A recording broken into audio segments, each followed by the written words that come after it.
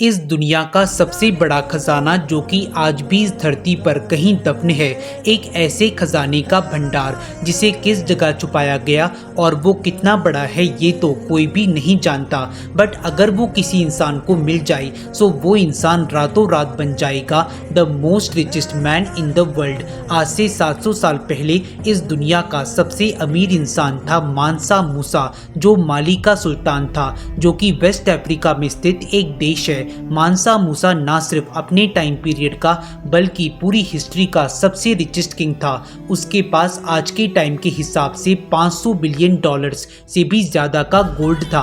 अब आपका सवाल होगा आखिर इतना सारा सोना आया कहां से? सो ये सारा गोल्ड आया वेस्ट अफ्रीका की गोल्ड माइंस से, और जिस जगह ये माइंस मौजूद हैं उस जगह को प्रेजेंट टाइम में लैंड ऑफ गोल्ड, सोने की भूमि कहा जाता है। यहाँ तक कि प्रेजेंट टाइम में भी हर साल जब भी गवर्नमेंट के थ्रू गोल्ड माइन से गोल्ड निकालने का ऑर्डर दिया जाता है तो दुनिया का 20% ऑफ गोल्ड इन्हीं माइंस से निकाला जाता है। मानसा मूसा के पास इतना सोना था कि माली एम्पायर की सड़कों पर हमेशा गोल्ड डस्ट, सोने की रेत बिखरी रहती थी। साल 1324 मूसा अपने 60,000 लोगों और कई हजारों कैमल्स को साथ लेकर हज यात्रा पर निकले।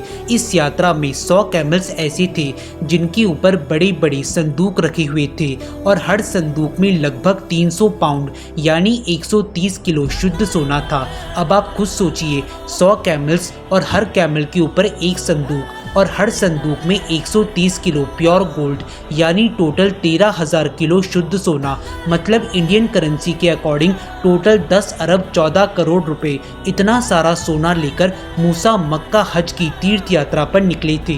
अपनी इस यात्रा के दौरान मूसा जब कायरो, जो कि इजिप्ट की कैपिटल है, वहां पहुंचे तब उन्होंने ये सारा सोना वहां के लोगों को दान में दे दिया। जी हाँ दोस्तों, दरअसल ये सारा सोना सिर्फ लोगों को दान में देने के लिए ही था। मूसा ने कायरो में इतना सोना दान दिया कि ना सिर्फ इजिप्ट बल्कि पूरे मिडिल ईस्ट की इकोनॉमी 10 से 12 सालों के लिए गिर गई, बिकॉज मूसा ने इतनी लार्ज अमाउंट में सोना दान दिया कि अब नॉर्मल और गरीब लोगों के पास भी अमीरों जितना सोना हो गया था।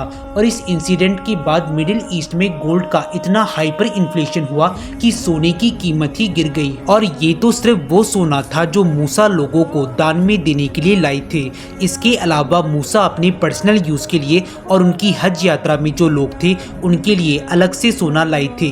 जी हाँ दोस्तों, रिसर्चर्स के अकॉर्डिंग इस यात्रा में मूसा लगभग 21,000 किलो सोना लेके निकले थे, जिसमें 13,000 किलो सोना उन्होंने दान किया और बाकी का 8,000 किलो सोना उनके पर्सनल यूज के लिए था। मानसा मूसा की हज यात्रा 1324 में शुरू हुई और 1325 में खत्म हुई, और इस यात्रा के दौरान हर शुक्रवार को उनका कारवां जहां कहीं भी रुकता था वहां वो एक मस्जिद बना देते थे।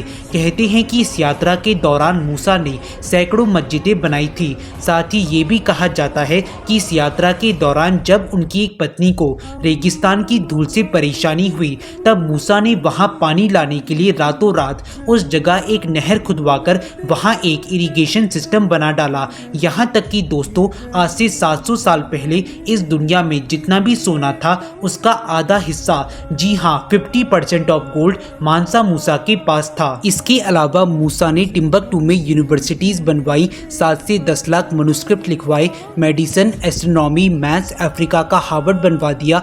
इतना सब कुछ करवा दिया उन्होंने आज से 700 साल पहले। इतने अमीर थे मानसा मूसा।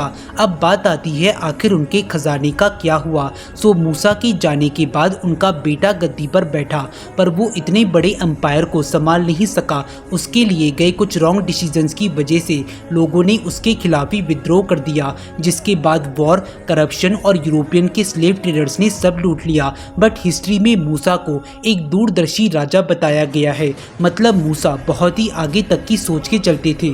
मूसा जानते थे कि उनके बाद उनका बेटा इतना बड़ा साम्राज्य नहीं संभाल पाएगा। साथ ही वो ये भी जानते थे कि उन्होंने ये जो बेशुमार दौलत कमाई है इसका लोग भविष्य में मिसयूज कर सकते हैं। बट इससे पहले कि वो माली एम्पायर के सिंहासन पर किसी योग्य शासक को बैठा पाते, उससे पहले ही मूसा की मौत हो गई। पर कहते हैं कि मरने से पहले मूसा ने अपनी इस इतनी विशाल संपत्ति का एक बहुत बड़ा हिस्सा सहारा के डेजर्ट्स या टिम्बकटू के वॉल्ट्स में कहीं छुपा दिया। एग्जैक्ट लोकेशन के बारे में बात करें तो वो मूसा के अलावा कोई भी नहीं जानता कि वो खजाना कहाँ पर है।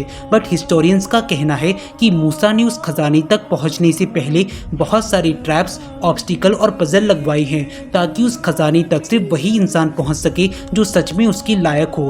और अगर उस गोल्ड अमाउंट की बात करें तो वो अमाउंट ना तो मिलियंस में है और ना ही बिलियंस में, बल्कि वो अमाउंट कई ट्रिलियन डॉलर्स में है।